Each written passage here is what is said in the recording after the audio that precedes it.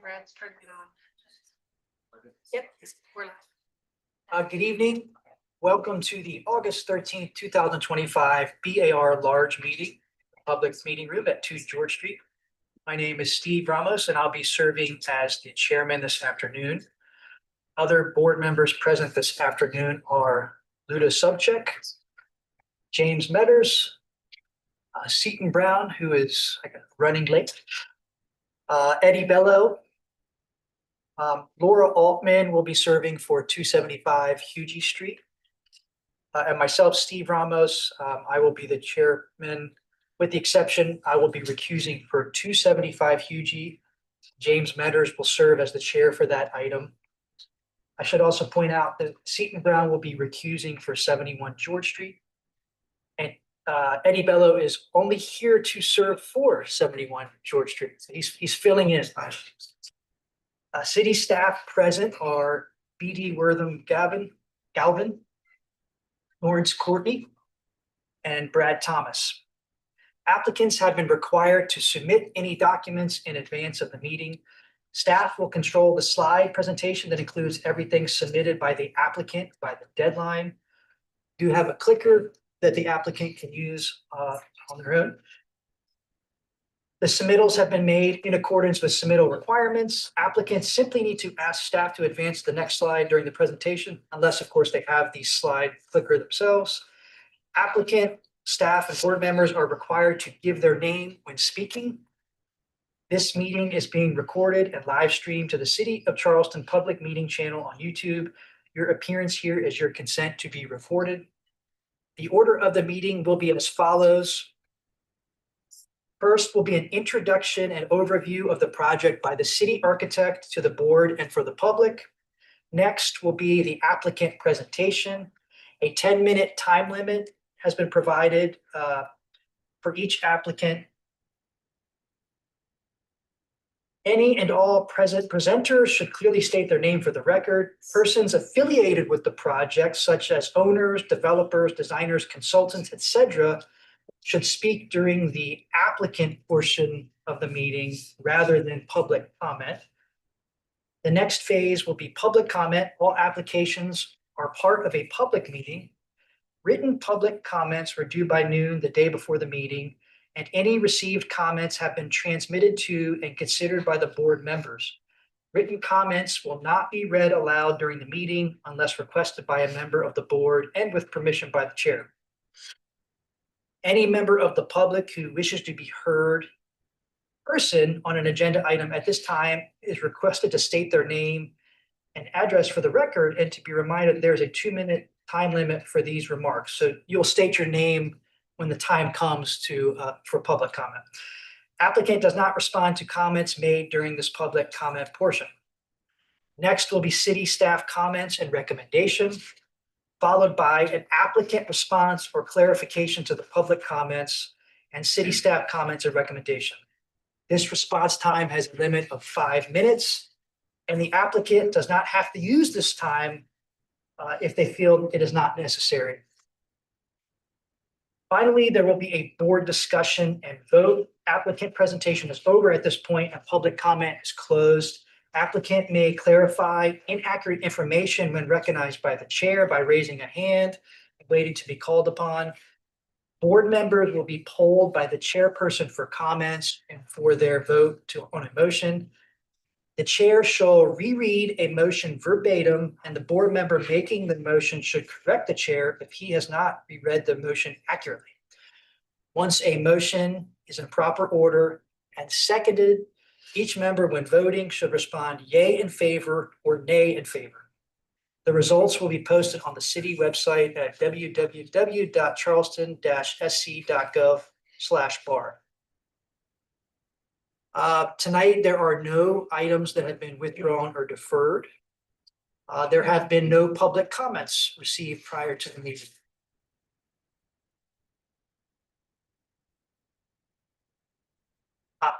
Very important last paragraph. As a reminder, please turn off all cell phones and other potentially disruptive devices. Please limit your comments to architecture only. Comments related to comments related to zoning such as parking, traffic, and lot coverage, as well as other livability concerns, are not the purview of this board and cannot be discussed here. Okay. At this point, we will move on to item A1, which is a review of the meeting minutes from July 9th, 2025. Move to approve, Mr. Chairman. There's a motion to approve. Is there a second? Second. Second. Mr. Bello, how do you vote? Yeah, in favor. Mr. Brown? Yay in favor. The subject? Mr. Metters? Chair votes yea in favor. The motion passes. The next application is B171 George Street. 71 George is new construction in the Olden Historic District, and they are requesting final approval of a mock-up panel. And Lawrence is showing you the location. And then we're ready for applicant presentations.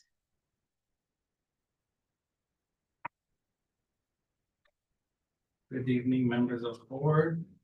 I'm Martinez Elba with a little diversified. Joining me today are Ryan Bing, who we had a chance to meet last time he made the presentation, Alicia Cadillo, and Michael Duncan from the college. And then I also have a representative from Wood Construction for building. So for Mr. Bello's benefit, I'll kind of quickly review the mock-up panel and materials on it, and then review the changes that we have made since last time. This is what it used to look like. This is what it looks like now. So on the left side, where do I?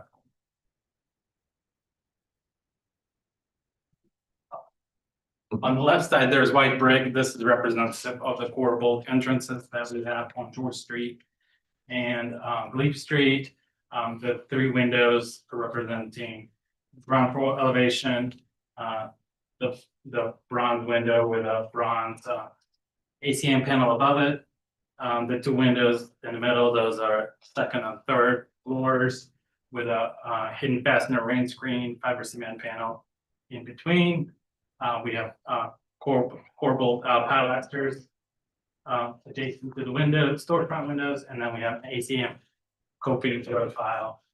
On the right side of the panel, we have brick detailing that's representative of the detailing that we have on all facades of the building, Cumming Street, George Street, and Leaf Street. We have large areas that have solid brick in here. So the elements that we have changed since last time in the comments that we heard from the board, starting with pavers, the contractor added the typical quality Charleston pavers. We're reusing the pavers that were there on site before. So those are references to that. Per request from Mr. Matters, we added stainless steel flashing on top of this white brick core bolt element. We've modified the detail at the fiber cement panel was modified to match our drawings to where you don't see the exposed cut fiber cement panels. We've modified the sill element at the third floor window to where it's sealed around and there's no gaps around it. And lastly, we've updated the coping profile to match the materiality, so it's an ACM panel with the correct profile. And if you saw the panel on side, the last item is the ceiling color around the window. We're not proposing two different ceiling colors. City staff made a comment that we want the generalized ceiling color around the window. I think we all agreed yesterday that it looks better than the run ceiling color that is currently on the second one. That's all. Thank you. Are there any questions for the applicant? Okay.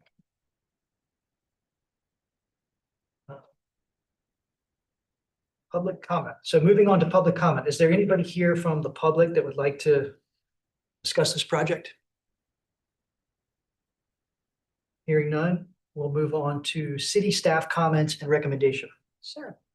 The mock-up was deferred at the June 11th, 2025 meeting with board and staff citing incompleteness, with staff further focusing on sealant and paint colors, and with the board reflecting on how mock-ups were trending in the wrong direction, with elements poorly constructed, incomplete, and not accurately reflecting mock-up drawings and what the finished building condition should be.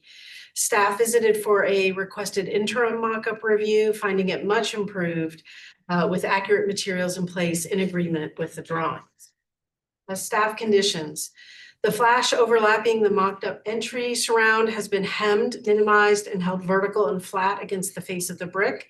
While this is better, staff advocate for a hemmed edge held back from the face of the brick, set in mastic so as not to be visible.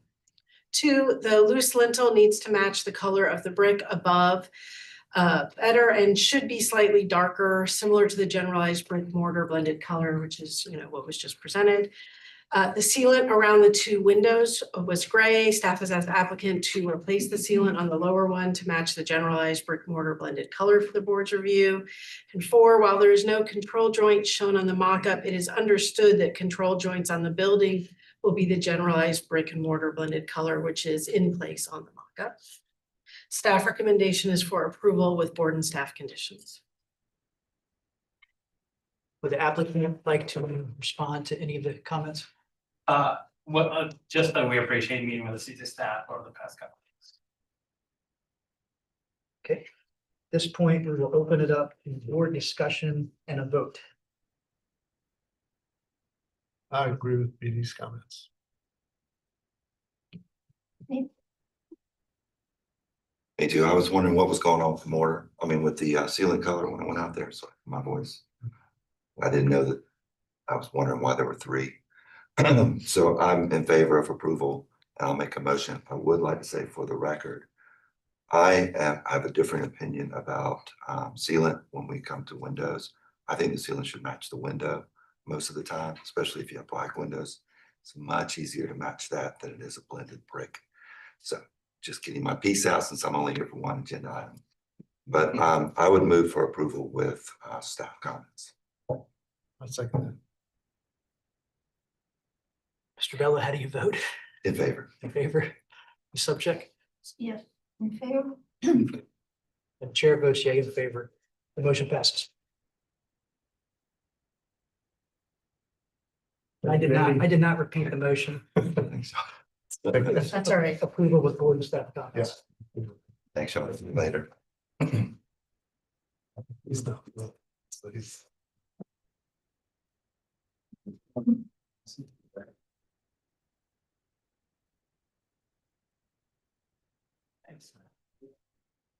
Yeah, we are moving on to item B1, B2, 573 Meeting Street. Correct. This is another request for a final approval of a mock-up panel. Lawrence has just showed us the location. And whenever the applicant is ready, we are ready for your presentation.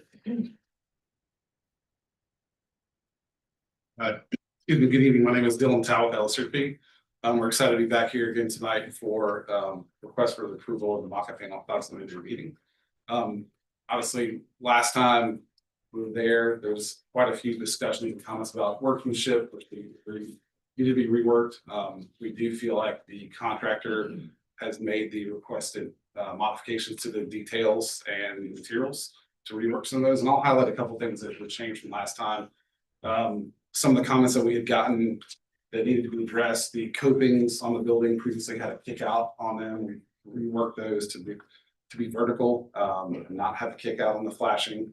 We reworked the brick at the base there.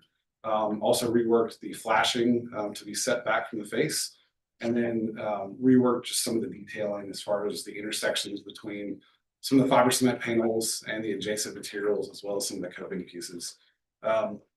One thing I did want to point out, there was a lot of question last time about some of the details being slightly different from what was shown on the drawings, more so related to the window openings. And we have done just some research around town.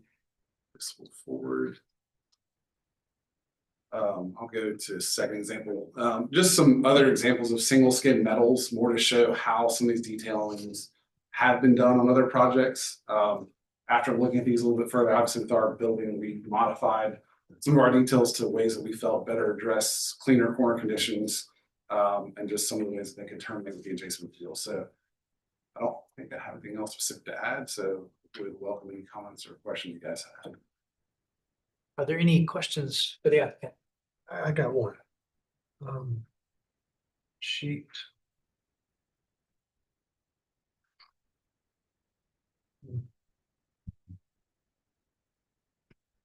A512.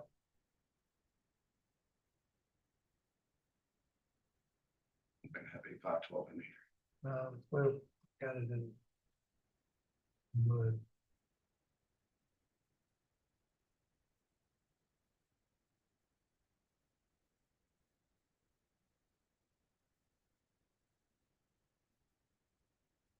That's the College of Charleston one. Get to the.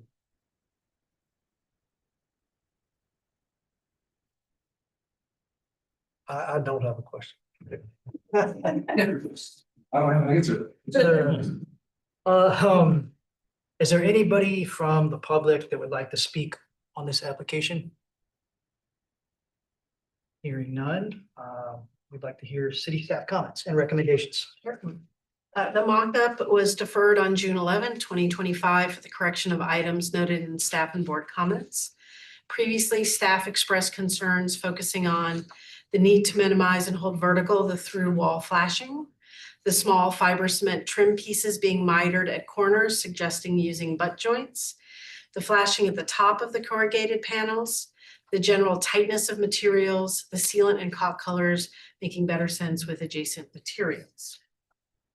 Board members commented on the mock-up not aligning with the mock-up drawings, exposed fasteners, raw flashing edges and flashings generally needing work, a concern that the fiber cement did not abut the window in a tight enough fashion and that maybe another material would work better, a general decline in the quality of mock-up panels lately, and that the board and applicant expectations need better alignment.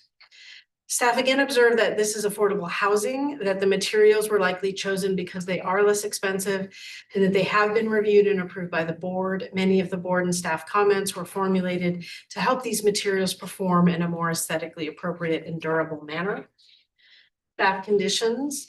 The sealant color between the metal panels and the dark rust colored feature needs to match the metal panel color. It is understood that the lower cornice representation abruptly ends at the mock-up in a way that it will not on the building. It is understood that the upper parapet is continuous around the building and that no gaps will exist in the soffit at the parapet lower cap. Staff prefer the elimination of the molding at the bottom of the metal panels as shown on the bottom left side of the mock-up. Staff prefer the elimination of the exposed through wall flashing as currently shown. The Van Dyke sealant color is preferred. Exposed fasteners are required to be placed in alignment with each other across the facade. And staff recommendation is for approval with board and staff comments. Would the applicant like to respond to city staff comments? At this point, we'll open it up to board discussion and a vote.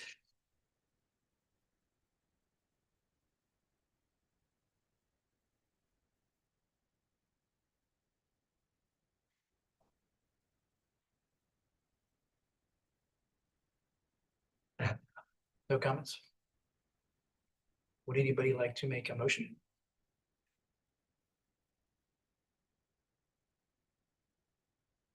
So, it was almost an exact parallel note, but the exposed fasteners where you have them, you're gonna have some type of, there's a neoprene washer between the head of the fastener and the material itself. Yes, sir. Some conversation has been given to this relative to it being part of 180 place in the mission and stuff like that. I worry about using that as a justification for using fasteners that we wouldn't otherwise approve on other projects. And I understand why we're doing what we're doing, but it's potentially my way of looking at it,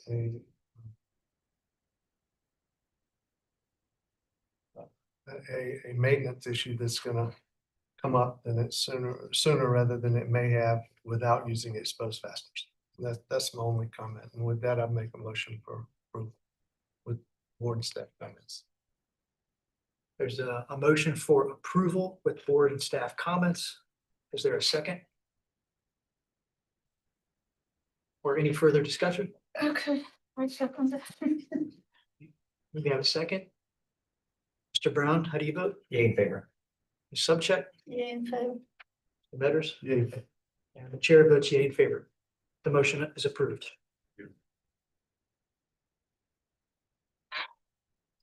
Okay, moving along. Item B3, 161 East Bay Street. 161 East Bay is a Category 3 building circa 1880 in the Olden Historic District, and they are requesting conceptual approval of an exterior lighting plan.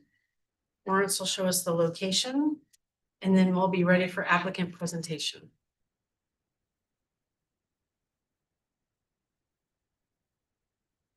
Good afternoon, ladies and gentlemen of the board. My name is David Kreider, principal at Hartshorn Plunkett Architecture, here to present to you the Wagner Building, also known as 161 East Bay, currently being designed as the gallery on East Bay, and maybe sometimes known as the building that never seemed to get renovated. So we're here. You're familiar with this location on Bay and Queen. It's been in the works for years. We're currently renovating this into Mercantile space and wanted to present to you what we'd like to do from an exterior facade lighting.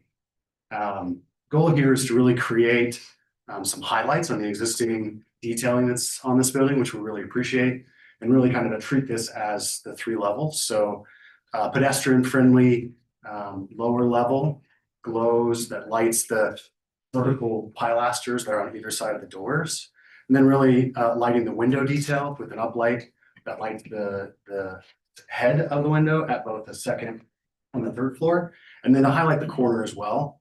And then we'll continue this detailing around that first part of the corner that's the more decorative red brick.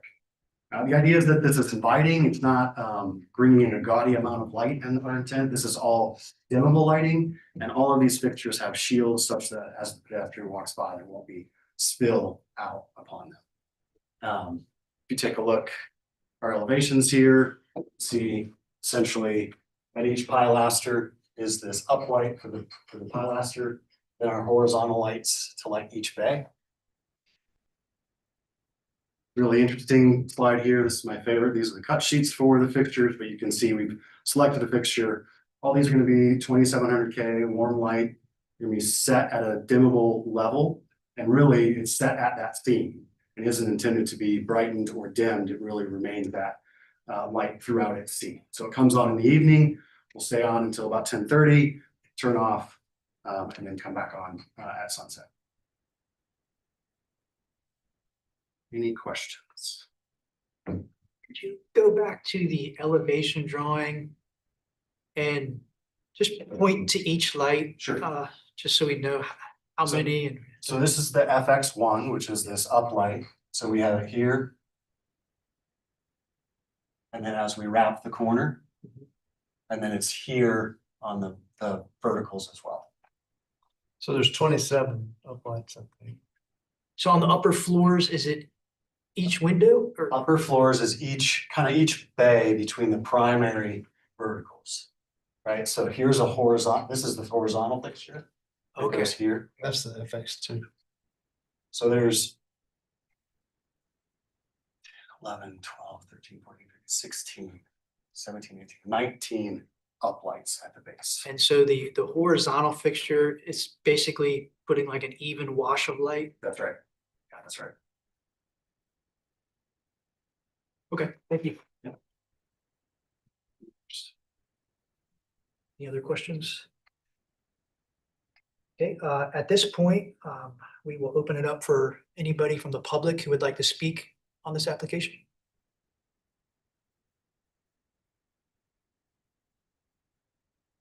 Kate recently for Charleston Foundation, HCF has reviewed the proposed exterior lighting at the Wagner Building. And while we appreciate the intent to highlight the building's historic features, and we understand it is popular in other cities to illuminate prominent historic buildings, this practice is not compatible with the character of Charleston's historic district. We respectfully recommend eliminating the uplighting altogether and focus on creating a more subtle lighting scheme for this building, as commonly done for other important historic structures in Charleston.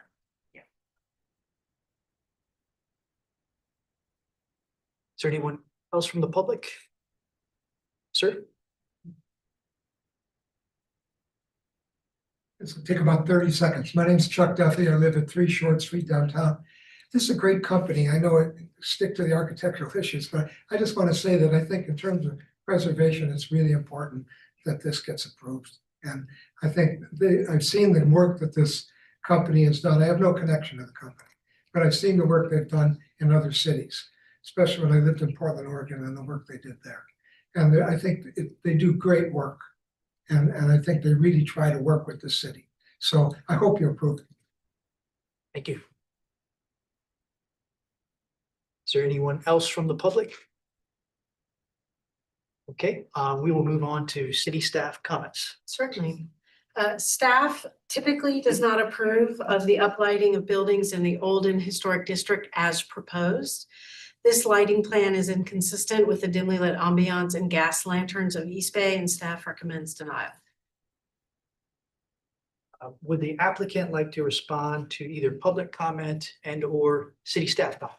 Just clarification. So it is the scheme of providing uplight, so you prefer downlight or less light altogether? It's this total proposed package. So And nothing about the package is accepted. Would you mind staying to it? Yeah, it's the only way. It's the package as proposed. Outside of this forum, we would be willing to work with you on details, but this is not the forum to work out the details of our proposal. Sure. Yeah. Okay, that's clear. Okay. At this point, we will move on to board discussion and vote.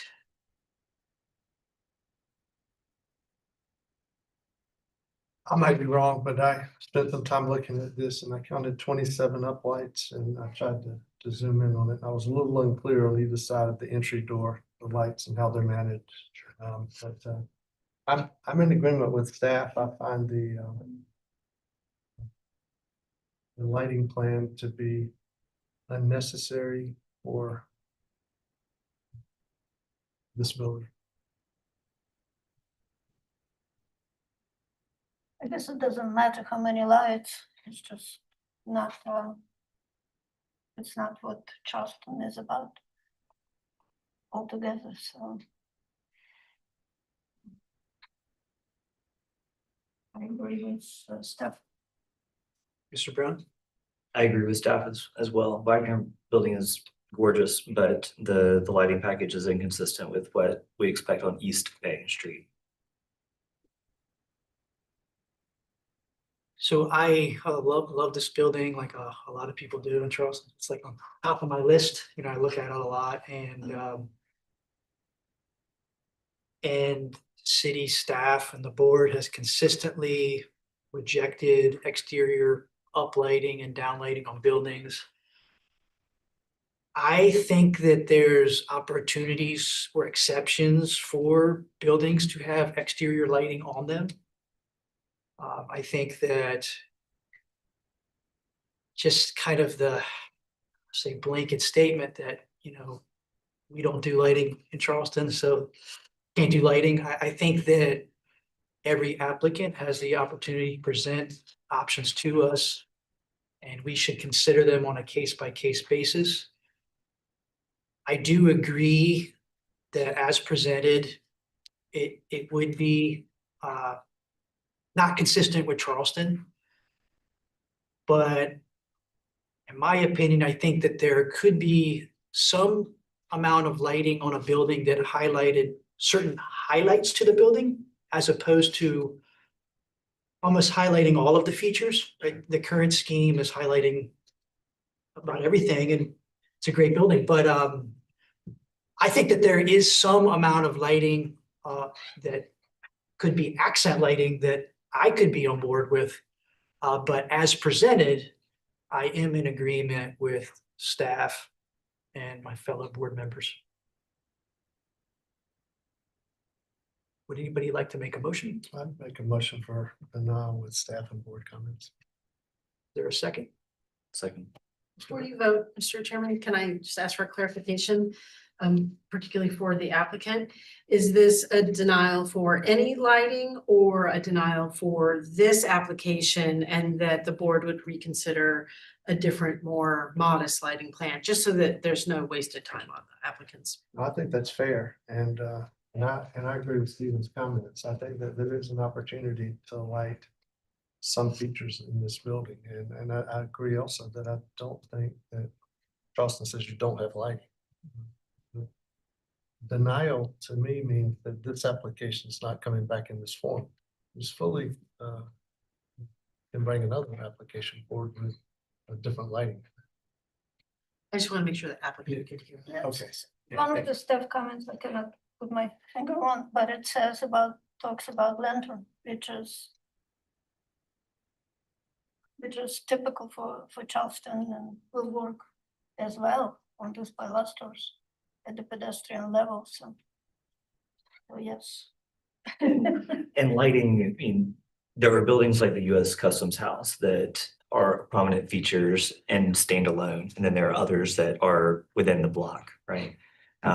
While this one might intersect at Queen Street, it's part of a longer context of view space. So looking at what is mid-block in these commercial districts, I think is appropriate.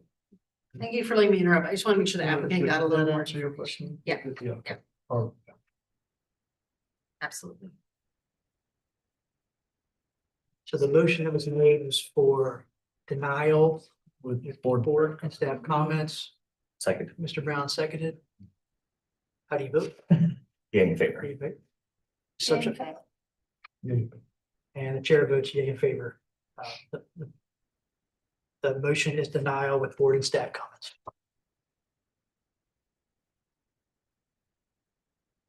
All right, before we start the next agenda item, we should do some table setting at the front. That's right. So I'm going to step out and Ms. Altman is going to step in for the chair.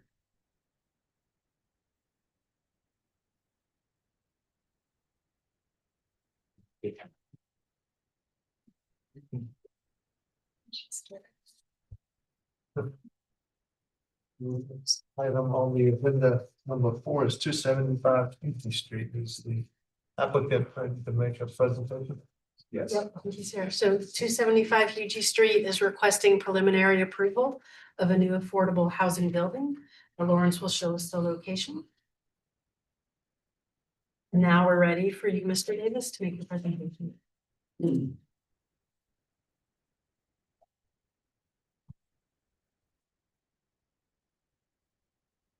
Thank you for having me here this evening. My name is Matt Davis. I'm with Davis Architecture. We appreciate the chance to make a presentation this evening for a new affordable housing project for the Housing Authority of the City of Charleston at the corner of Meeting and Hughie Streets. This evening, we're requesting the preliminary approval, also with final details to be reviewed by staff. In response to staff and board concerns about the massing and general architecture direction, we've continued to address the compositional organization of the facade, creating ordered rhythm of towers separated by hyphens. The compositional organization was studied and also enhanced through the adjustment of the brick detailing during the development of the preliminary documents. So while the brick remains the primary exterior veneer, and I'll go through the slides in a moment, we've introduced a 3-layer stucco finish as a response to address the board's request to enhance the differentiation in materiality regarding the language of the architectural elements. Introducing a stucco finish with simple detailing to the hyphen element of the facade enhances the differentiation between the hyphen and those pilastered tower elements. At the portions of the facade with stucco, we've reintroduced the use of single unit windows to differentiate the hyphen elements from the tower elements. We also removed horizontal banding at the stucco facades to create a break in the single horizontal line that was present in the previous all brick facade. While the overall height of the building remains unchanged, we have used 2 different parapet heights at the brick and the stucco walls.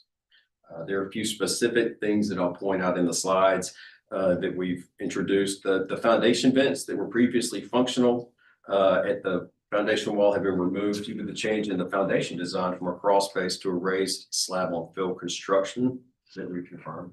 We've removed the pilasters below the front porch of the building. The columns flanking the entrance into the plaza were removed. We also adjusted the ramp that was on the southeast corner of the building, pulling it off the building to give some more privacy to the immediately adjacent unit on that ground floor. So I'll go through a few of the slides. This is where we address the staff comments. This is the site. You see the 6 existing homes there fronting Meeting Street. And then the surrounding multifamily projects immediately adjacent to this building. This is some more immediate context from aerial views showing the pocket that this building sets in. There'll be some existing residences that are currently abandoned. They will be demolished to make room for this building. This is the site plan here. Part of the development in this site plan also, you'll see we have eliminated any steps from the Hugh G. Street entrance of the plaza into the plaza itself. The architectural site plan still has a line where there are steps, but we have subsequently, during the development of the preliminary design and construction details, eliminated any steps in the plaza with the civil engineer and the landscape architect. These are the floor plans. So the preliminary design, there's just more construction information on the plans themselves. That's the conceptual approval.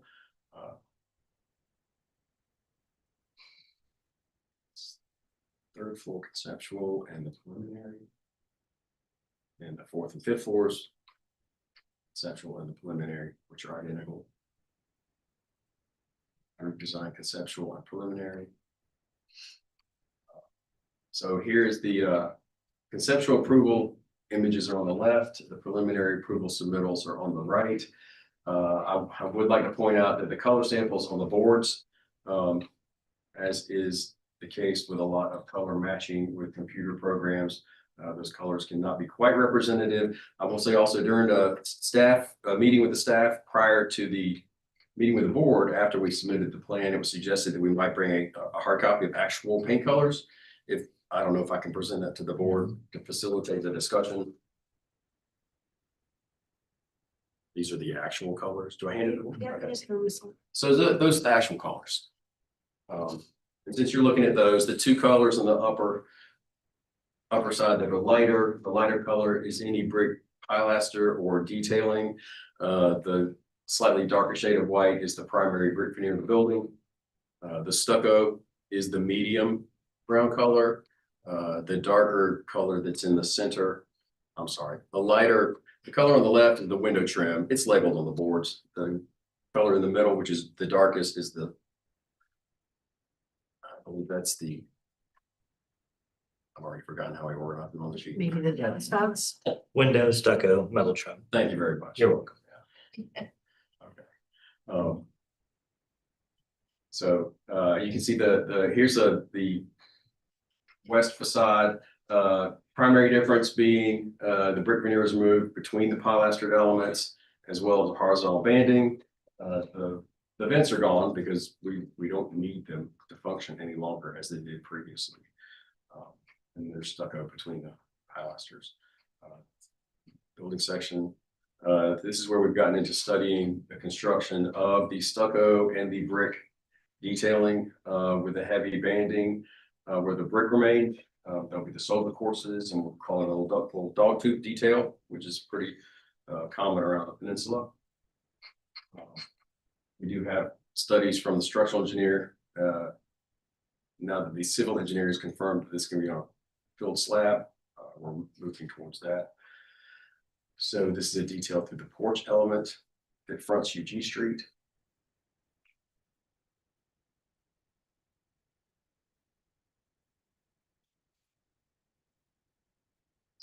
Foundation detail. So this is the building relative to the surrounding structures.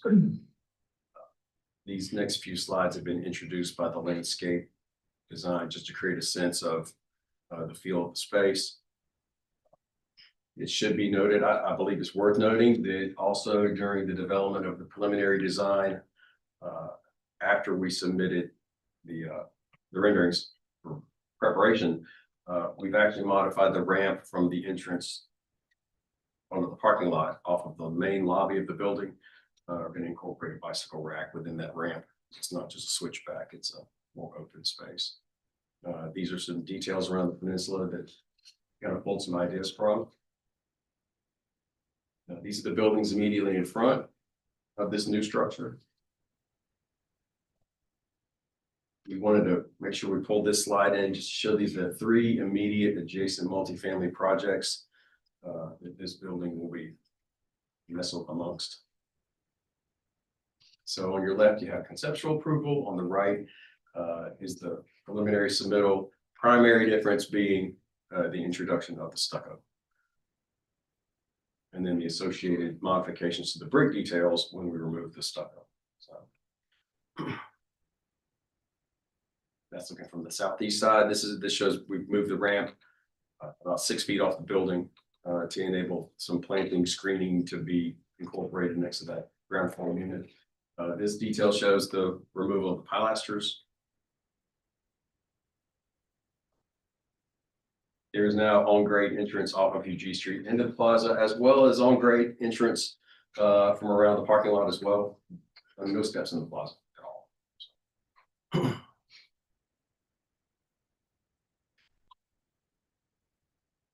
There'll also be some pedestrian engagement between the building itself and the parking lot. Actually, since the conceptual, we've pushed the building 10 feet off the parking lot to give more green space. That's the view from UG Street and Meeting. This is the overall view of the building. These are some vignettes of the building itself.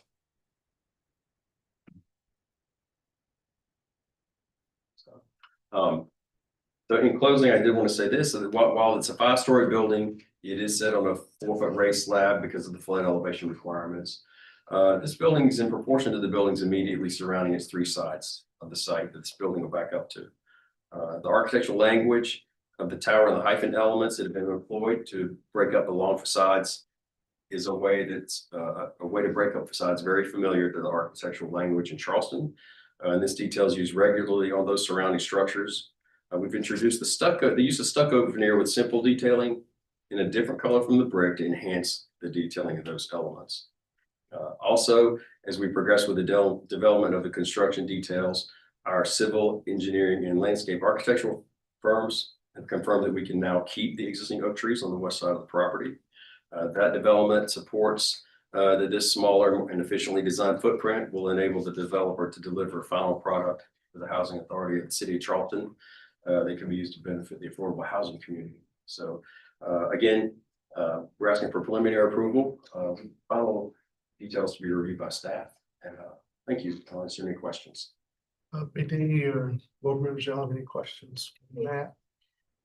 First, thank you for a clear application because I'm new on this particular application. I think the drawings were very clear. I just was confused about which ramp depiction was what you're actually proposing. The ones in the remark drawing, the landscape drawings versus your architecturals. I will show you the difference.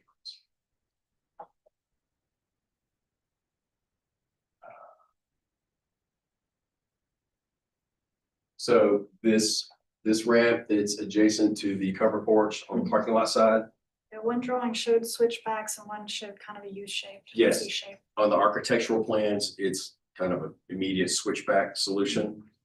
As the civil engineer and landscape architect worked on their design with regard to the foundation design, saving the trees, the landscape architect also proposed a more graceful solution to the ramp. And so I can go back to the. So the landscape architecture drawings are the correct. Those are the correct ones. Okay. It happened in the 12th hour. We weren't able to include it, but we do think that that should be the solution. And so rather than have the landscape architect show you what would be incorrect ramps. Yeah. We took his advice. We included his submittal, included his design in the submittal. You can see that in the middle panel there. It's like 3 sections of the ramp in a backwards C shape, so. Okay. Which there'll be a plaza in the middle with a bike rack. BD, anything, questions? Matt, I got one for you. Page, I think it's page 25. There's I'm not trying to get into your details on your planning, but I just want to make sure it's not going to change any appearance. Where stuff now? No, it's actually a window installation and it's a pan detail and In the other direction, I think. and I'm reading on the page number that's right above the little red box. Yeah, and you can look behind you if it's easier to see that number. 25. Yes.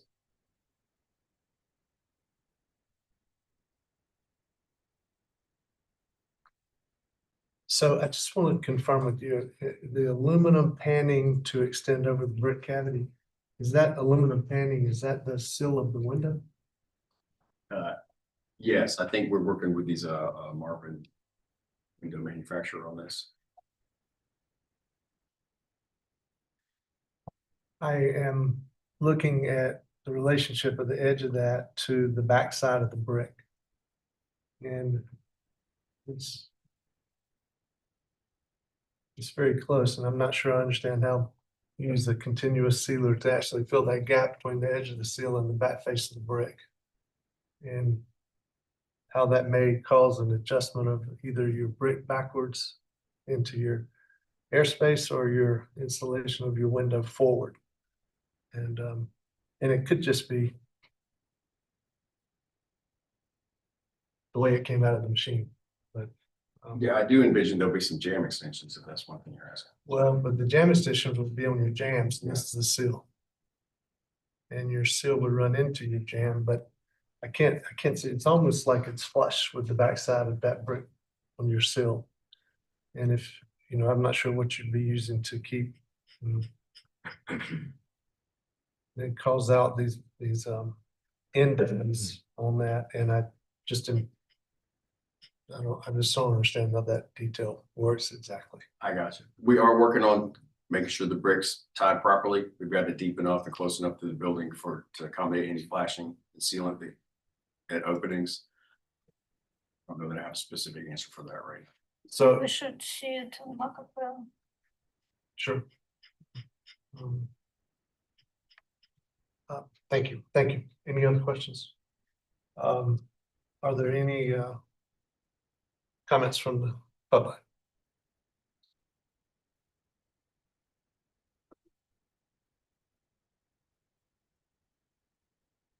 Utility Historic Charleston Foundation, HCF has reviewed the request for preliminary approval of a new affordable housing development.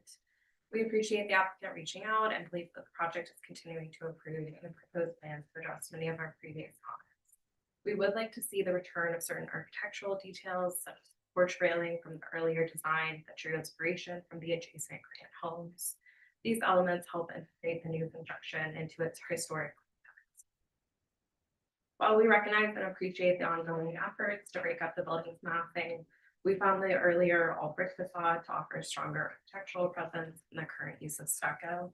If stucco is to remain in the design, we believe it would benefit from further study, particularly the fenestration in these areas would be increased in number to create a more balanced composition. The highly visible control joints and dryer vents are also concerning if stucco is used as the siding material. HCF supports affordable housing and understands the unique challenges this use presents. We feel comfortable with this project moving forward with these comments addressed. Thank you.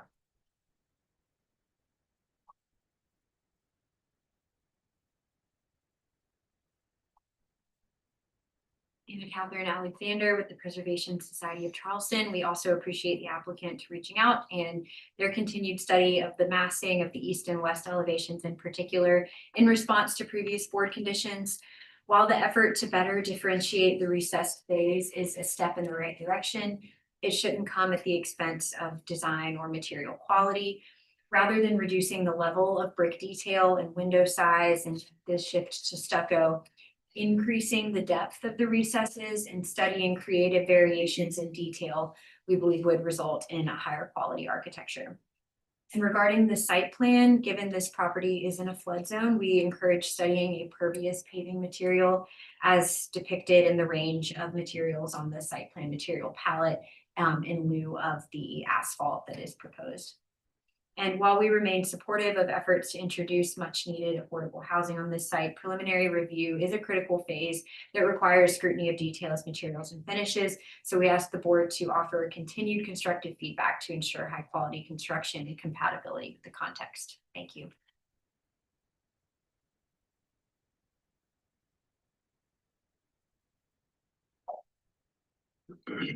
My name is Dr. Good, 33 Charlotte Street. I appreciate the architect's changes made to address the board's comments. I think, changing the stucco or these different colors of recesses definitely helps to break up the monotony of those long facades. But in my opinion, it also creates a new problem, which is verticality. Now you have these skinnier 5-story masses, gets rid of them, and it just creates these proportions that are different than they were before. And they just seem a little bit too vertical and narrow and too rhythmic, it's really kind of in your face, this A, B, A, B, A, B that are just very tall and skinny. It seems like there could have been different methods to address those hyphens, but also address this new skinny 5-story volume. There's no reason why I couldn't just treat the entire 5th floor differently versus just the hyphens to help bring down scale those buildings. I think, like Morrison Yard was pretty successful on the 5-story portion of their building where they had the hyphens, and the 5th story was a different material or a different color to help bring the scale of those buildings down. So this didn't seem so tall and vertical. And I think that's a new problem that was created with the change to stucco and those hyphens and those colors.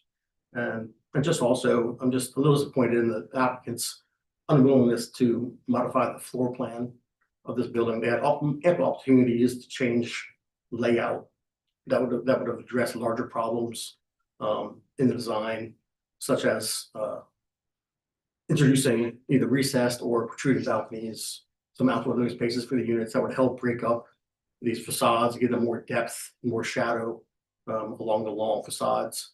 I think at the last meeting, one of the board's comments was, they were okay with the massing of this building after looking at the surrounding buildings that were all have pretty flat roof lines. But the things that those buildings do that this one doesn't is they all have recessed balconies, either at corners or in the middle or somewhere along the line to break up the elevations, in depth, maybe not in height, but in depth, and it creates a lot more interest in those facades. And that goes up and down Main Street as well. Like pretty much every multifamily apartment complex in the past 5 years that have been designed have included some sort of outdoor living space for the residents.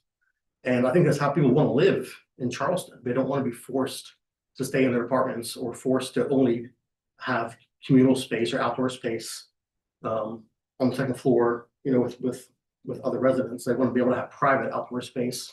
And that's what Charleston is. Charleston's a city of porches and community. And I think not incorporating those elements has caused this building to kind of be boring, to be straightforward. It could have been a lot more creative, and there's still time to change. I don't think it's going to, because they had 2 opportunities to do that already and didn't even try to change the footprint.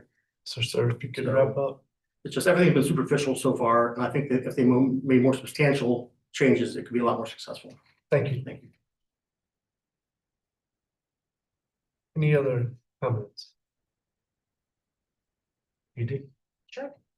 Applicant received conceptual approval on July 9, 2025 with a board motion of, quote, conceptual approval with significant restudy of the details of the hyphens, window size, material banding, parapet heights, and including staff context and analysis about the porch base and the low wall piers and staff condition number 1. Applicant has met staff comments and conditions related to the porch base, low walls, and the ramp on the east elevation. As required by board motion, the applicant has restudied a variety of elements on the hyphens. And I noticed there's a clause missing in this next one, so I'm just gonna sort of say it extemporaneously. Staff appreciate the effort put into the restudy and affirm that there's a distinction between the windows and the hyphens, and the massing's proud of the hyphens. But if it becomes a part of discussion, staff is also not opposed to the return of the previous hyphen windows. Staff also affirmed the proposed height differentiation of the parapets. In the brick massing, proud of the hyphens, the height from the top of the cornice to the parapet cap looks greater in the elevations than it does in the looks greater in the orthographics than it does in the renders. If the renders are more accurate, perhaps the cornice could be raised slightly to gain more space between the archtop windows and the bottom of the cornice. So for us, there was a little differentiation between the renders and the orthographics. We were trying to figure out which one might be more correct. Seeing the proposed and previous submittals side by side, staff prefers the use of brick and not stucco in the hyphens, as it leaves the impression of a downgrade to the design and is less cohesive. Staff also finds the stucco scoring pattern too prominent and not cohesive with the rest of the design. The hyphens as proposed are the darkest wall color in the painted materials palette that was shown on page 18. I appreciate you bringing the in-person, because I think the distinction is greater in the in-person than they were on the 2D package. But so I write that it's the differentiation looked too subtle in the 2D package, and that we require physical painted samples of all key materials at final review to approve the proposed colors, but also the materials themselves. Staff require vents to be painted the same color as the wall they sit within to help them disappear visually. Again, they're really prominent in the orthographics, but that's obviously not a color render. So we'd want to understand their role better.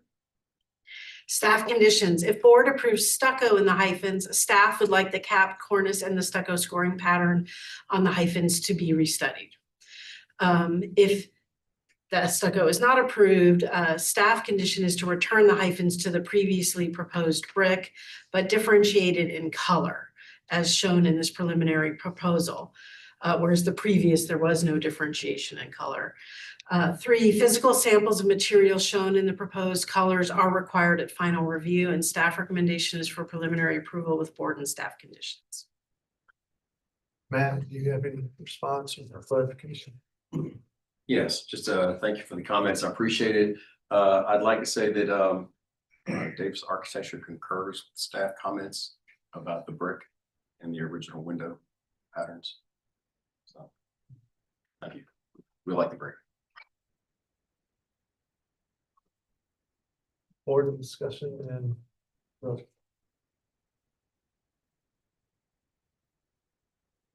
Luna? I agree with all the staff analysis and conditions. The preliminary move forward with some improvements. I think one of them is changing the skyline of the parapet. It helps to break this messing down a bit.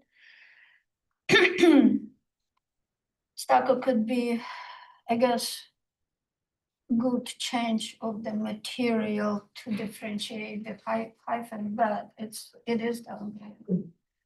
And dark brick probably will be more expensive, but that needs to be looked at it, and then you don't have to deal with all these joints. As far as the windows, probably if it will be brick, probably going back to the larger windows will be better for hyphen.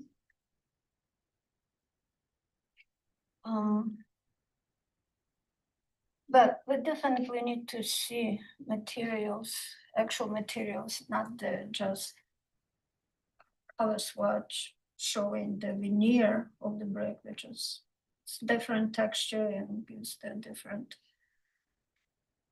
differentiation between the materials. So I totally agree, we need those boards. to be brought, and that's, and going back.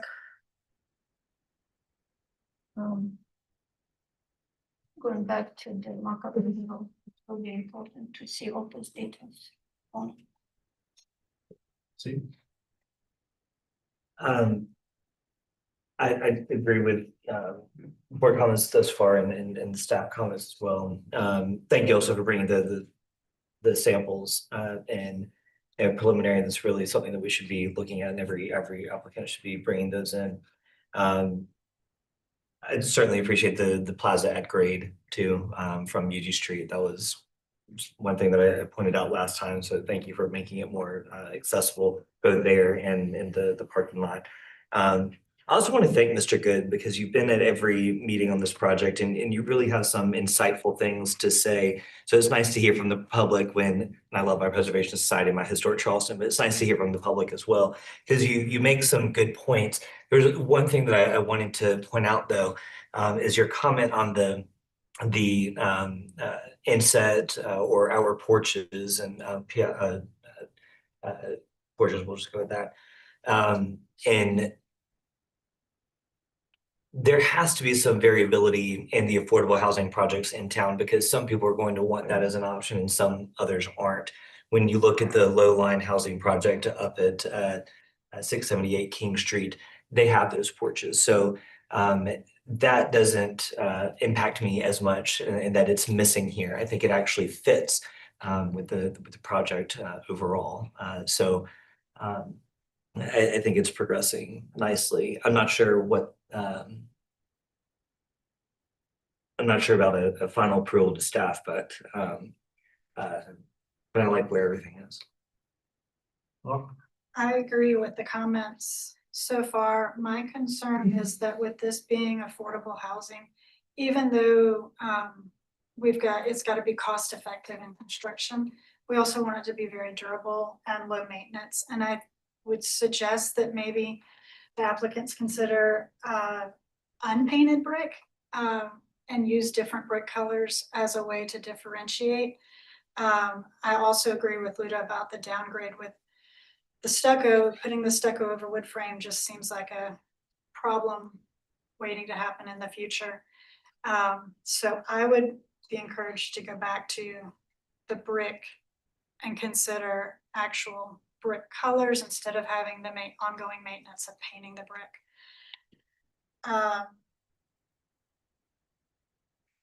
I also agree that it should come back here for final review with samples, not to staff. Let me make some other comment. It would be great. We already has this architectural direction. If we would look at it with balconies, porches, et cetera, at the conceptual. But at this time, it would be great for the residents. But at this time, we're not there. And we also need to think about, talking about recessing more of the hyphens, that means losing the square footage for the residents. And this affordable housing is for the residents. So I think we got here on a third time with the best what we can do if we keep going with approving her staff comments and board comments at this time. so your comments and each of your comments, there's a consistency and it's that there's some details in the plans that aren't tied together.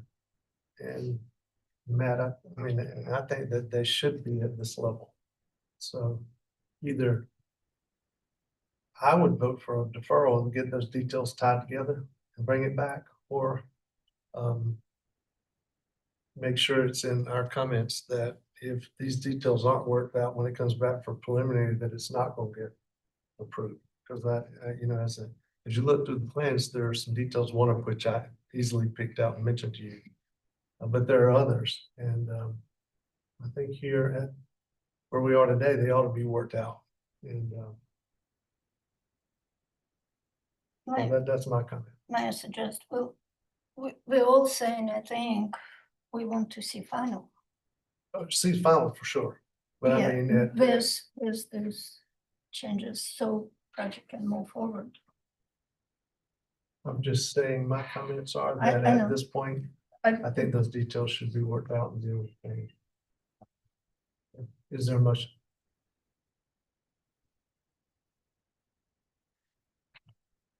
I think I will make a motion, preliminary approval with board and staff conditions Okay, and comments.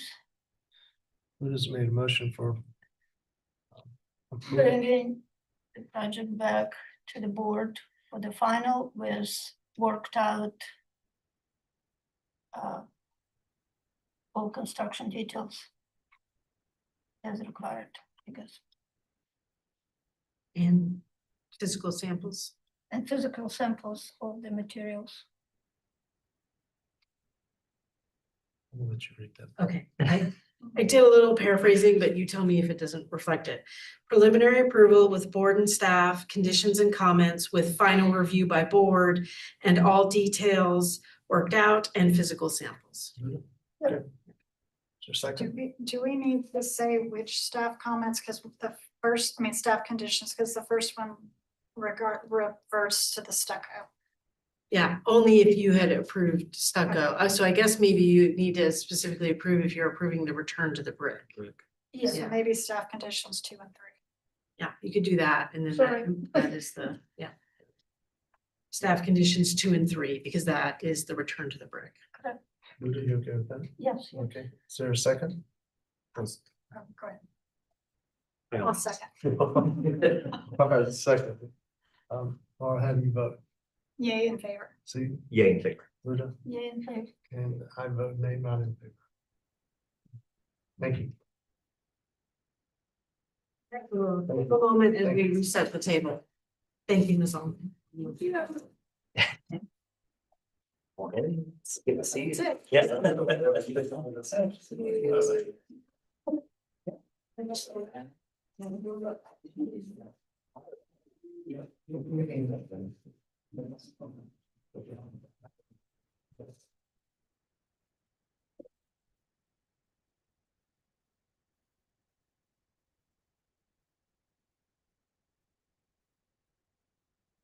Okay, we're ready for item B5, 677 King Street.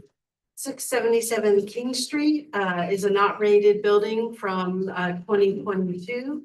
And they are appealing staff's decision to deny a director use. And Lawrence will show us the location. And we are ready for applicant's presentation.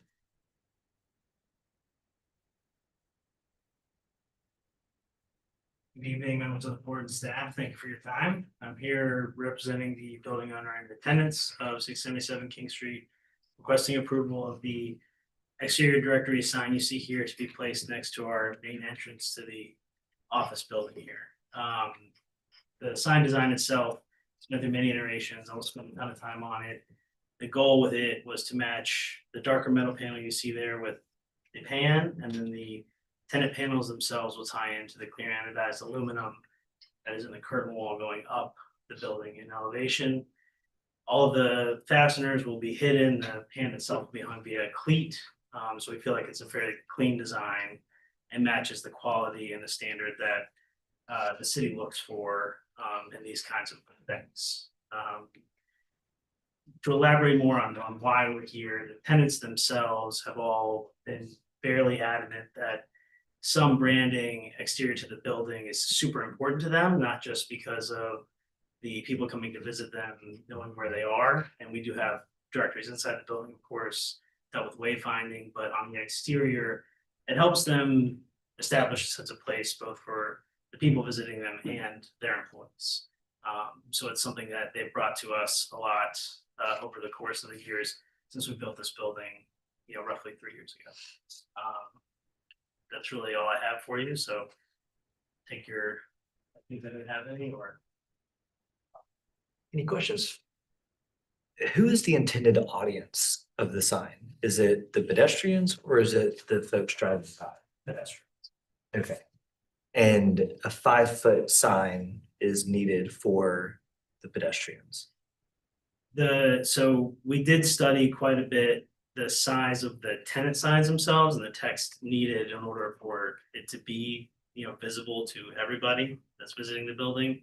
And the problem we run into is as you get smaller in scale, it gets harder to etch the metal and then paint some of that. So some of this with the color has to be painted. It's just a challenge to fabricate that. Painted if it's going to remain the branded. Yeah, if it's black, we can, logo. if it's all black, we can get away from that, but if you're gonna have the blues and the greens branding for the tenants, it has to be custom paint. Yes. And the signage on the photo that states 677 King Street above the doorway, that's currently there. The awning sign is Yeah. there, the vinyl is there because the awning sign is really just tough for anyone to see. I think, personally, I would say there's a mistake in going with the white, doesn't really stand out against the clear anodized behind it. But the whole elevation is not there. The awning signs for the retail spaces on the street level are lower than this one. And those you can see when you're kind of walking around the building. The height of this one also is a problem. You just can't, when you're walking up to it, you just don't see that 677 King. So that vinyl you're asking for would go away, but it's there now because we've heard from a lot of people that it's just tough when they get to the door to know where the office entry is. Thank you. This is the primary entrance into the building off of King It's Street. the primary entrance to the office To the office. users. There are a number of retail doors around that street that, yes, that come Are up. any of the retail doors companies that are listed on this sign? No, that's only tenants on floors 2 through 5. Okay. So, and I'm Sure, I'm yeah. asking, just asking, but I'm thinking if I'm going to 677 King Street, that's what I'm looking for, 677 King Street. And to the right side of the two doors, that 677 King Street is on the glass currently. It is on the glass carpets. Okay. It would go away. We would take that away. That's why we've included it at the top of the new one. Thank you.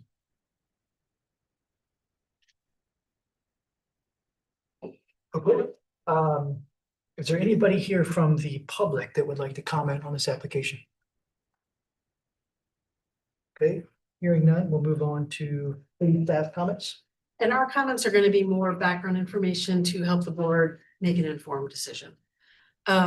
This address is in the Shepherd Street PUD, but the PUD does not have any specific subzoning districts or development guidelines for signage.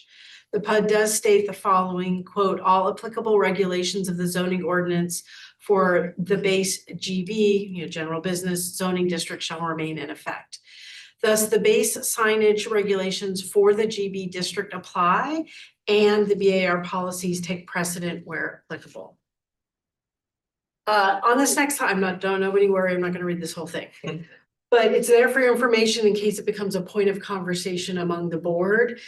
We've provided the two GB applicable regulations to this site.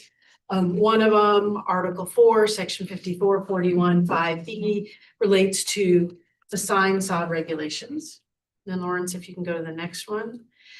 And then this next page is the other related GB regulation, Article 4, Section 54 415I, which is related to kiosks and directory signs. So the details of what is allowable are on these. And then Lawrence, if we can go to the next page. The other thing, remember, is BAR, which is the King Street sign policy. The way that it's written, the only types of signage permitted in the guidelines are facade, awning, window, and right angle. In other words, there's nothing about directory. Directory signs are not among the approved options as the policy is currently written. The BAR policy also notes that up to 2 out of the 4 signage options are allowed.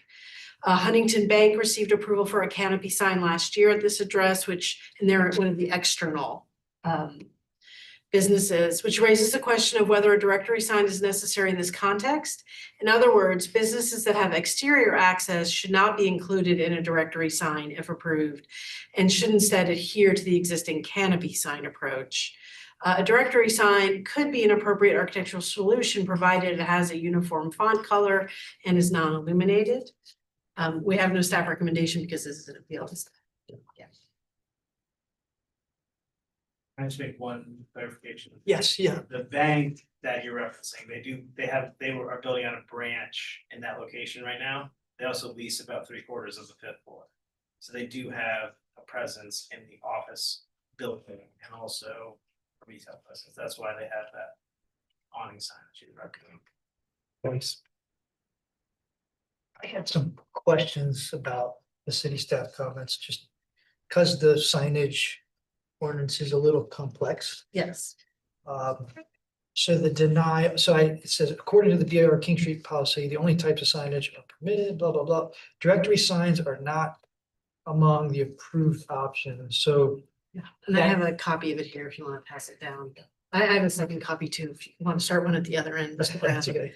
So you included the section regarding kiosks and directory signs. That's from GB. So both Gotcha. GB and BAR are applicable in this case. So the first two are from the GB. And then after that, that's a GB regulation. And then this is BAR, which for King Street doesn't mention directory signs. I'm assuming because it wasn't really applicable when this policy was probably produced in terms of what is typical on King Street. And as King Street has developed more in the upper areas, based on whatever happens here today, we might revisit this policy statement. And so your denial at staff level It's is because, based on, because you can't do a directory sign? yeah, Yeah, okay. because the policy doesn't allow us to. Okay. Because it was never included in the policy. So that's why it has to go to the board. Sometimes you have to go to the board. We're denying it because we as staff are not allowed to do it because it's just not in our power to do so. And then one more technical question. So our policy also notes that up to 2 of the 4 signage options are allowed. Yeah, So, for this. and are they using 2? Is that? Well, if we go back, do you want to go back to the image? They have an awning, I guess, They have awnings. and then They have a is there facade sign with the address. And then they do have window graphics, which is the address as well. Gotcha. But window vinyl is not considered part of the 2 of the 4. But I would assume if we add directory, that would count in this whole 2 of the 4, although it would become 2 of the 5 if we change the policy. But so there's just a clarification, the other signs, whether it just be the address or the windows, those were approved as part of the HUD originally. Right, so those were already approved, so this is asking for something new. Right. In addition to what was approved. Mhm. So, Mr. Chairman, can I yes, please. run? We had discussions about this frequently.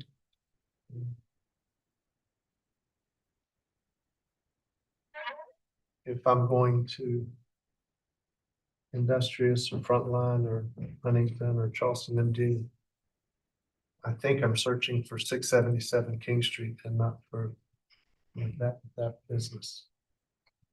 Because I've looked that business up and there at 677 King Street. If we're just looking for Charleston MD and didn't have an address, you wouldn't have any idea where to go. As I have consistently been in support of not having these signs when we have these large address signs on the structure. I feel that way now.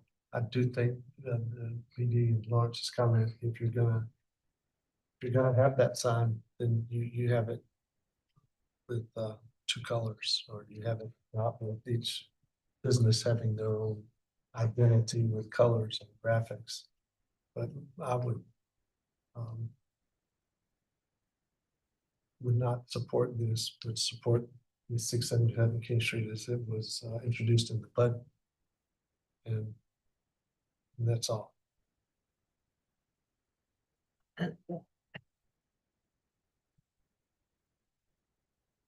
And to the applicant, I'm sorry to ask this question. Industrious does not have a forward-facing entrance to the building. However, it has significant signage at the top of the building. But we include it in the directory as well. Why would that be? Just in fairness to the tenants of the So- entire property. So would you also include Builda? No, because they have their own retail entrance directly north of the store. And in all fairness, we'd be more than willing to give up the awning sign for this, because again, the awning sign is just proven not to be effective. It's hard to see. Yeah. It's hard to see. I agree. Yeah, so it just doesn't work. I can certainly see the functionality of it. Just recently, I was going to a lawyer's office on Meeting Street, and I did look to make sure I was going in the right door. Because I certainly don't think we can argue the functionality of the sign, just making sure that people know which door to go in. I do agree that kind of like the different branding kind of stacked up feels a little more of like a suburban thing and not a downtown Charleston thing, and kind of like a NASCAR. And I think that would be my issue. I agree with the functionality of it. The people that are going to Industrious, that are on foot, they need to know which door to go into. They're not looking at, even if the sign is up there, that's more for the cars on the highway. So I think that the sign functionally is appropriate. The scale is maybe a little too big, because if it is for pedestrians, they're looking at between 3 and 6 feet in height. That's where their eye level is. So, my suggestion would be that it just be rethought, lowered, perhaps scaled down, and have a kind of a two-tone look. And I think people's logos could still be in there. But if it was two-toned, I just think it would be more aesthetically pleasing, just more consistent with Charleston. Sure. Yeah, that you mentioned going to an attorney's office. I thought of the same thing on Broad Street. I was in trouble. I'm sure everything worked out fine. But how some, especially when there's a back alley, they'll have the signs of, law office of this or so-and-so research here, and it's in the back. But hardly do I ever see the branding of it. It's just a statement, right? The scale is just, I'm not opposed to a directory sign, but it should be more reminiscent of Charleston and no branding. It should be wayfinding. Sure. Almost specifically, and brought down to the pedestrian level, because that's why I was asking who's the intended audience. Is a 5 foot large the sign is really intended for the passersby in their cars than it is on the pedestrian level.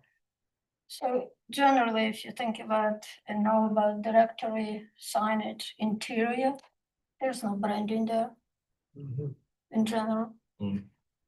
So if I think we all agree that yes, functionally, it's probably needed. But if it's just directory sign, uniform font, not even the logos. And yes, maybe reduce. I'm 5 feet tall. I could be doing this. Can I just, That sign's as big as you. what we're contending with is I have a Knox box on the left-hand side, which I can try to put it first.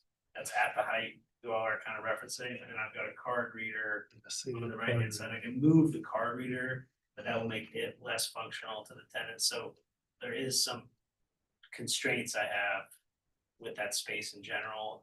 Certainly open to looking into it. But we'll have I appreciate the clarification. I think if you go away from the branded fonts and Yeah, you'll find that it can be really yeah, I agree. reduced and the tenants aren't gonna like that, but I think it would, what we're all saying is it would be more appropriate for Charleston. Absolutely. It does seem like Broad Street, Lower Meeting, there's probably some examples to look at. There's probably some bad ones too. Mhm. The lawyers, I don't think have branding, so that's why they just, it's just their name. Yeah, but if it will be uniform, it will look like more like flag, which is normal for Charleston. altogether. So, and reduce size and So, I mean, but the height of it needs to be correct. You know, understand you got a conflict with the card reader. But,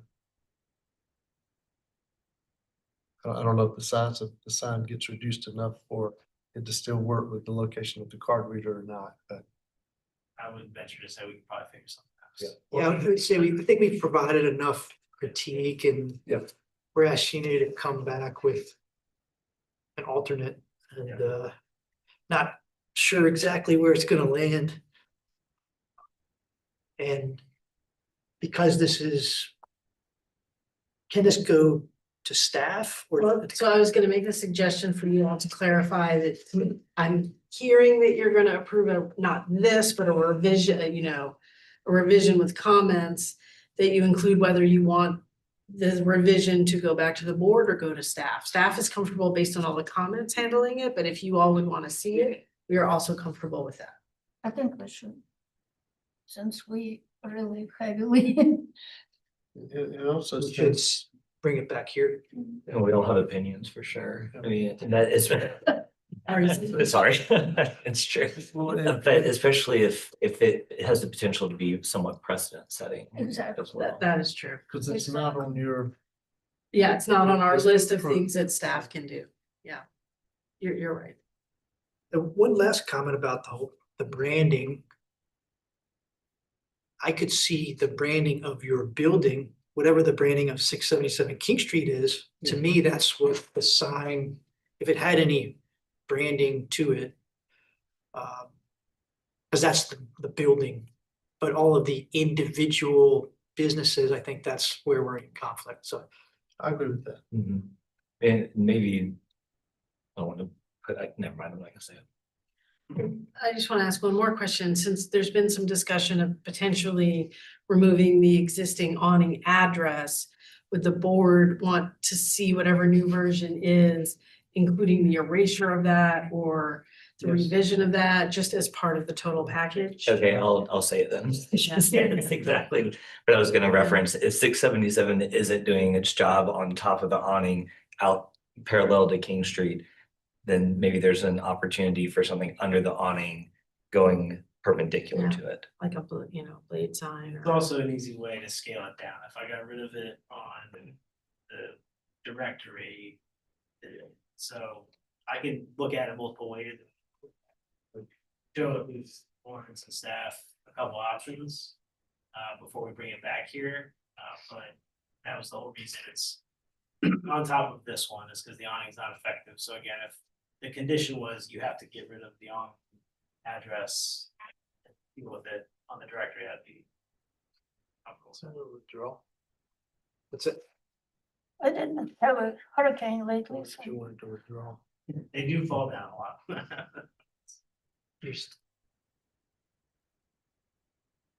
Is that something that? So I mean, would you, I mean, as an option, would you like to just withdraw this application rather than us take a motion on it? Do what you want to do And then come back Okay. fresh. The only thing I'd like to clarify, and I could withdraw it if we're gonna be okay with it, is on the signage itself, what you're asking for is all the font is the same. And it's all one color.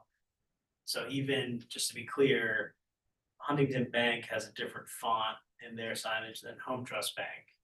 We would make them the same size font, same type of font, and same color. And you would be okay with, that's what you're asking. Among other things, I think. I The think rest of it's a little more. For the benefit of the applicant, I think we should make a motion, Sure. and Fair and provide clear direction. I'd be happy to make a motion. Or deferral with board and staff comments that the sign be resized, lower, Downsized, was that? downsized or? Bigger, yeah. So that it downsized. Lowered for pedestrian eyes. And that the individual businesses all have a uniform color and font. Mhm. That the A single font treatment. individual. I hate to design it for them, which was where I was going with the withdrawal. I hate to give them too much where there's not enough freedom to put a personal touch on it, but I. But we need to be clear about what you would approve when they Yeah. come back, so they're not cycling Yeah. through multiple times. Okay. We It's not could. freedom. What's that? Yeah, I don't think we're giving them much freedom. Sorry. Well, we're not telling them Which how font? big, Not what color, color. Yeah. yeah. So Okay. downsized, lowered for pedestrian eyes. And that a uniform color palette and font be used without individual logos. Yeah, just to be clear, we're talking about the branding of the tenant signage. Everyone seems, no one's commented on it, so I'm assuming the pan itself and the plaques is a generally acceptable approach. Or no?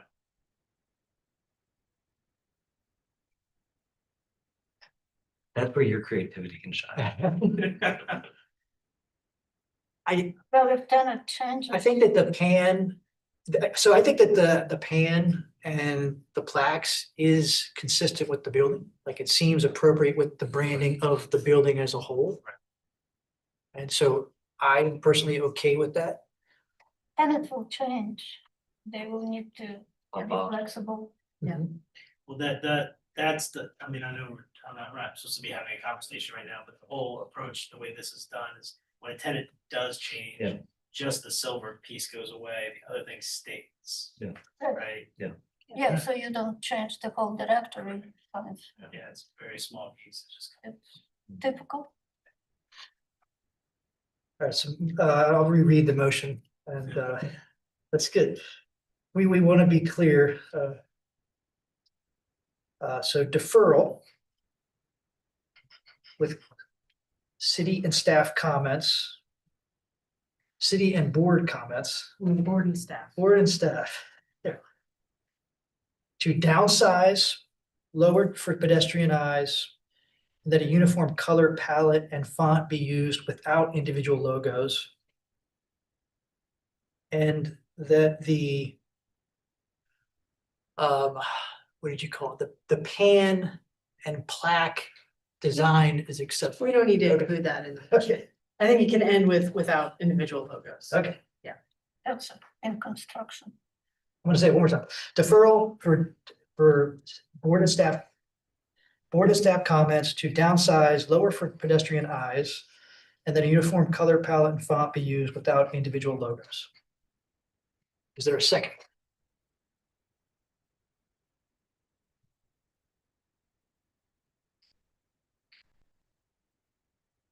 Wait a second. I got Sorry. it. In the end, I'm the one who writes it up, so. I'm falling apart here. This is the sign business. This is complicated as 3 Mr. Brown, how do you vote? Yay in favor. Ms. Sobchak, In fact, Mr. Betters, Yeah. and the chair votes yea in favor. Thank you. You, you go. I'm starting to sweat. We'll have one more. Okay, the last one, number 6, 306 King Street. 3-0, I don't know if the applicant is in the room. Oh, okay, good. Thank you for your patience. Thank you. 306 King Street is a category 3 building dating from 1810 in the Old Historic District, and they are requesting after the fact approval of storefront window brackets. And Lawrence will show us the location. And then the applicant may present. Hi, I'm Kelly McKinley. I'm the store manager at 306 King Street. Basically what we're asking for is we have the window front vinyl up already, and we also have a facade sign that was approved along with the blade sign. We decided to not put up the blade sign that was approved, just leave the facade sign, and then asking for after the fact approval of the vinyl. Right now, this is kind of what we're trying to approve. It's different what's on there. I'll show you what's on there with what we're removing, but this is Brookside who's doing the work for us. You can see the existing was the original picture they took. The facade sign is now up at the top. And then that's what we're asking for approval on the windows. Where it gets a little bit that we brought it here is we know that we're supposed to be in that 20% of the window is the only thing that can be covered in the vinyl. At the bottom, you can see in that front picture before any vinyl was put up, there's old counter and stuff that was already shown through that window. We covered that with black vinyl just to keep in the same color, the building the same color that's there. So we were hoping that with that being covered, just to give a cleaner look and this and have only the part counted as at 20% as the wordage and imagery that's shown on the building. And the next one, this kind of shows what's underneath before we started. And this is a closer up one. You can see the counter and debris that's in there. We basically spoke to multiple people before we did any work on it, and they basically told us we couldn't take out those countertops without it potentially breaking the glass because of how old the glass is. And that's where we went with the vinyl cover. This is what it looks like right now. We understand that it was overdone with the Marshware logos. Once we had the facade up, we had vinyl before the facade sign was placed. We also didn't realize that the open sign when we put it there was against code, and we are going to remove that as well. As with the 306 on the bottom of the front door, so you only have it on the top window. And then the 2 Marshware logos on those big windows. What we're asking to keep is the wording on the bottom in the black, and then the Marshware on that side window, so that people know that that part and that side of the store is with our company as well. And that's where we're at with everything. Any questions that you guys have? Any questions? So just when y'all submitted the original sign package, why was it not included? When the original size package was submitted, it was only for the facade sign and the right angle. We didn't have any plans to do vinyl at that point. When the vinyl got brought in was after the fact the sign wasn't getting done as fast. I've only been in Charleston about 4 months now, so I moved here to help open the store and run it. We did temporary signage and we were confused on the rules of that. To have vinyl on the window fronts for the store open is what we were trying to do. This building is part of what they're doing with a new hotel, or trying to get approved, I guess, for a new hotel. So we only have an 18-month lease. We had our company trying to push us to get open as soon as possible, not realizing that vinyl on windows. I looked up the code beforehand and read it all, thought that you could have temporary signage for a certain amount of time after opening. Once we were open, we started conversations about it, realizing that you couldn't. So there was, that's why it wasn't even a thought we had until after that approval process was going through. So just to clarify. Yeah. Because you thought it was going to be temporary, you didn't think that it was necessary to provide it as part of another package. Yes, And and that's, yeah. That's fine. Okay, Thank you. yes.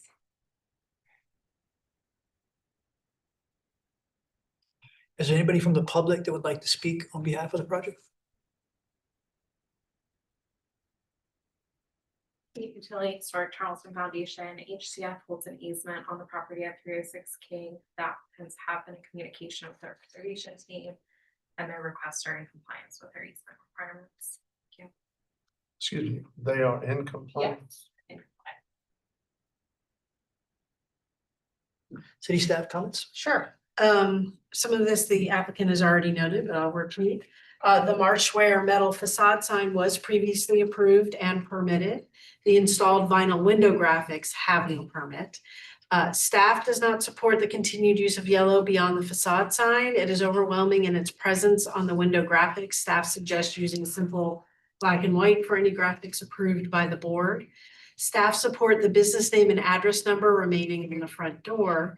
Staff support the black banding at the bottom being used to conceal the old counters because it also impacts the historic glass, but without extraneous phrases and information on the window graphics like pursuit of good times, and it's not the name of the business.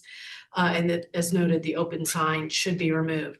For us, this is a denial of after the fact approval. Lawrence, do you mind going back to the photo? Because we have to take the stance on what has actually been installed, which is this image. However, we encourage the board to discuss what would be approvable and then therefore make that motion for Ms. McClintock so they can adjust accordingly. If you did a denial affirming our recommendation, it would just mean everything there goes away except for the approved facade sign. Just to make that clear. Facade sign being above the storefront. Above the storefront. That's the only thing that has been previously approved. Everything else was done without permit. Got it. So that's why for us, it has to be a denial because it was done without permit. But if you want to offer a pathway forward for some elements, but not others, then make that as a specific motion. A denial would just mean they got to take all that stuff down. Yeah, so, and then I'm worried about this, but. Yeah. I understand the after the fact. Yeah. I was just planning to support you with Yeah. that, and that was that. But then could they not make an application to come back with the signs that they wanted to? They could based on comments, because for instance, yes. Because for instance, like we have comments that we are fine with the black banding, even though it's a little bit more in percentage wise than normally allowed, because we understand the counter situation, but we don't want any of the yellow graphics and. Yeah, I agree. I guess I have a question. Why every vendor needs to have a sign? That's what the store owners wanted, and it shows, basically, they were trying to say it shows where Charleston brand started in Charleston. They wanted to make that clear, and it's saying the state 2010 Charleston, so people knew it was a local brand, and just having a little bit about the store. And what we did and how we picked that is we kind of looked around and walked up and down and took pictures of other vinyls and pulled from that to get an idea of design. Yeah, but how many times you need to say it? Yeah, and that's why we were going to take some of the Marshware logos off of there. So Remove that one. there's an opportunity to splice this up a bit. Yes. Okay. Because I think the door front sign and the numbering above would be fine. What are we calling it? Tagline or pursuit of good times, whatever those are on the flush King Street side. All of those windows should just be blackened and there should be no other Marshware Co above it. The side window. Previously, I don't even know what the place was before.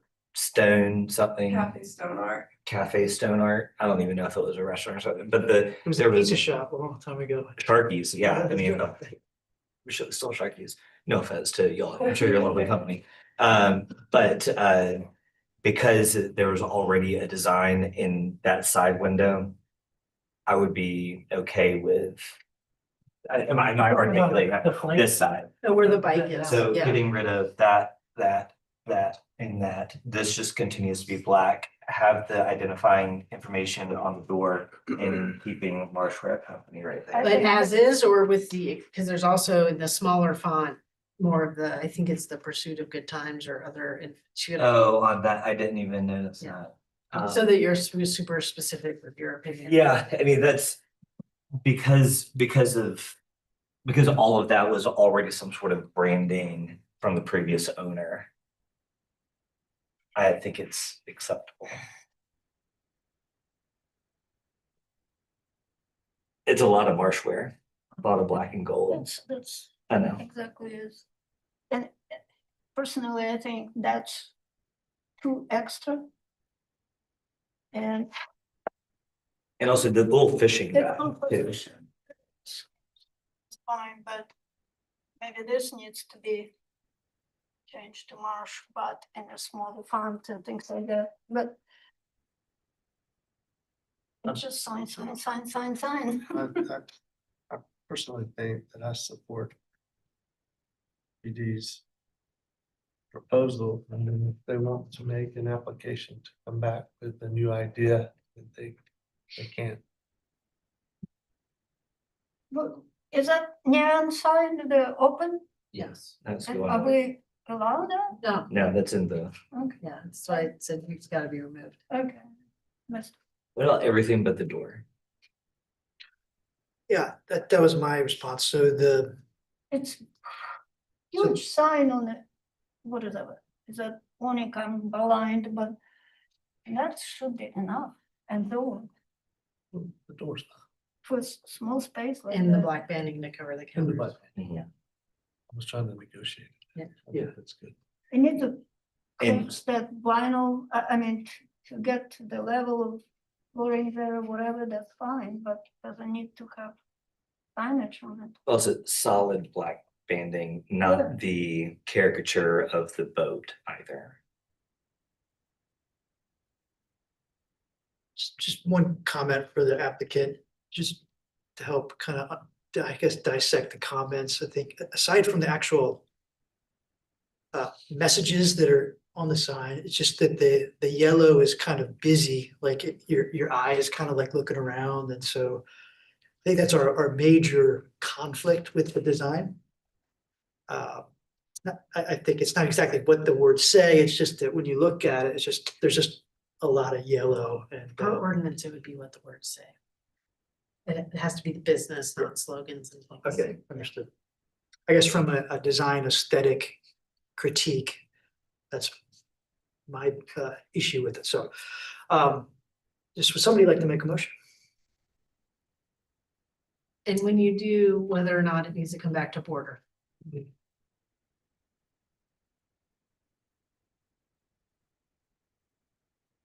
So I'll make a motion that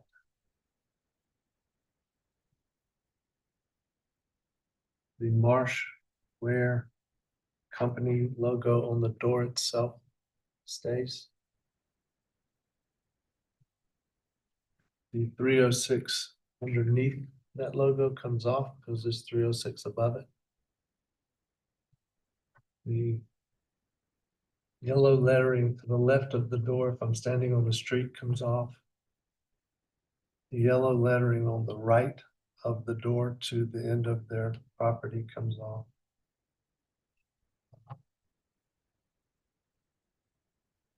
And the black that covers the countertop stays on.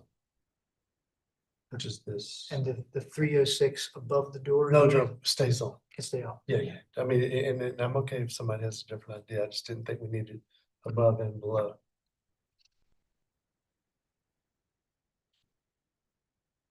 So I'm gonna read it back.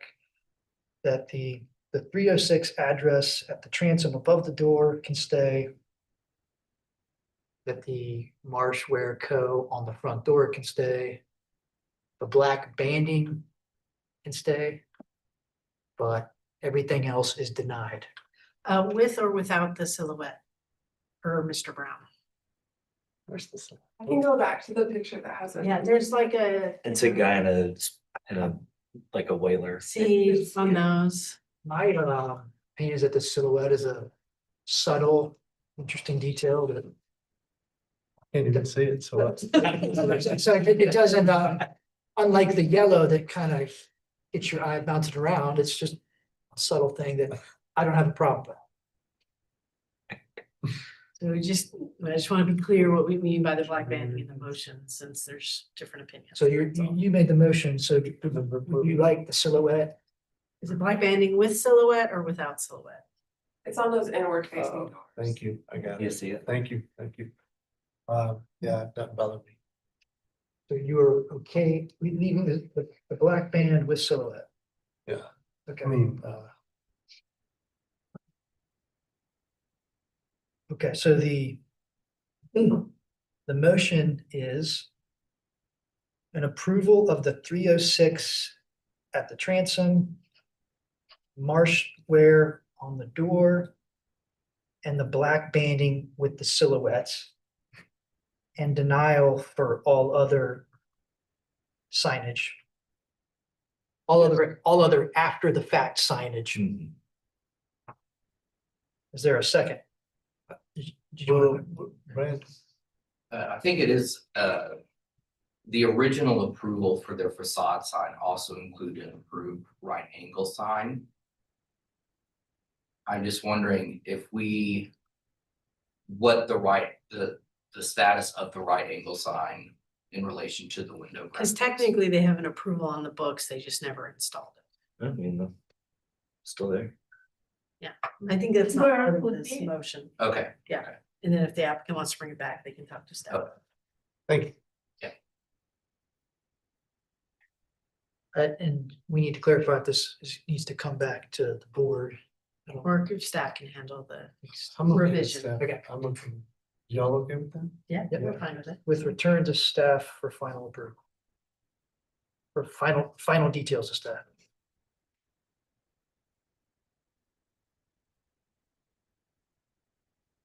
Is there a second?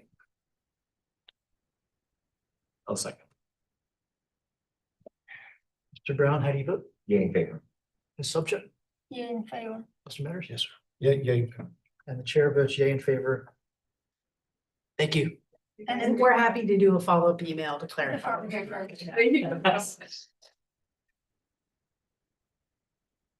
right. I'm gonna rewrite that. I mean, you can, but in the end, it's actually, I'm the one who needs to make sure I get my head on straight with it.